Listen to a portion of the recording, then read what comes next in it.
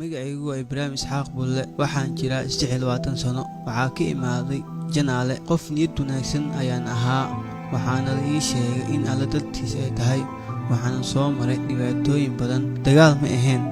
laakiin hogaamiye mid lid ku ah haddana wanaagsan hadda waan soo baxsaday waxaan cunaa wax wanaagsan meel wanaagsan ayaa ku noolahay kuna faraxsanahay sida dawladda noo xanaaneysay kadib markii la dhibaateeyay waan cararay waa la qabtay waa la garaacay waxaana la dhiga xabsi muddo 2 bilood ah waa la sii daayay waxaa la geemiga muddo 6 bilood ah markii ciidamada dawladda ay halkaas imaadeen waxaan helay fursad u soo baxsan karo aan muqdisho ku iman karo saaxiibkii ayaa igu xiray xubin bulshada magaalada ka tirsan ka hor inta aan soo baxsan hooyadii ayaan la hadlay sababtaan u goostay waxay ahayd waxaa la ii sheegay sidoo adeerkay waa halkan ku lahaa haddii aan ogaan lahaa sida uu dhaqmaan dadka halkan waxaan ka tagi lahaa waqti hore mararka qaar waxaan la dhaqmayeen si wanaagsan mararka qaarna si aan wanaagsaneyn kuma faraxsaneen murugo ayaan dareemayay waxaan rajeynayay in aan muqdisho ka shaqeeyo waa walaalahay waxaan doonayaa inay halkan yimaadaan ayna arkaan halkan wanaagsan oo nadiifka ah sidoo kalena ay arkaan fursadaha nolosha halkan